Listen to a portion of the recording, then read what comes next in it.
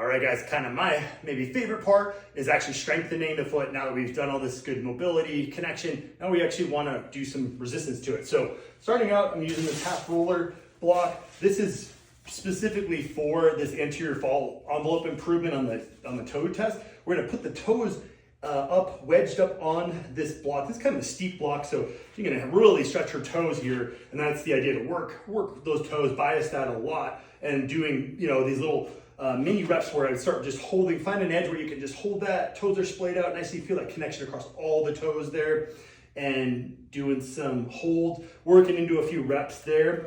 We could use something, a little wedge to increase that. Simply using a towel and getting those feet up on a towel can work fine as well. And that's, again, specifically helping with that toe strength in that forward lean position for our test.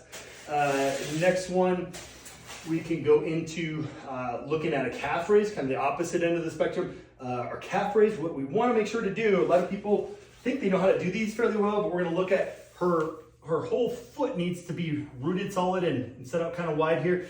Nice and straight ahead, orientation, knees either slightly bent or mostly on a lock, like more straight than bent kind of position. We're gonna go up as high as she can go. We wanna see all that delay. We wanna see her push actually. She has a little hard time pushing into this side. We want that whole base of the foot, all those knuckles of the foot essentially rooted down, or we talk about the tripod of all three parts. The heel's obviously coming off. That should go up nice and high, what she's doing. We wanna see that push on there. And then the ankles will turn in a little bit naturally too. We're using that whole rooting and natural kind of spiral there with the way the foot should integrate naturally.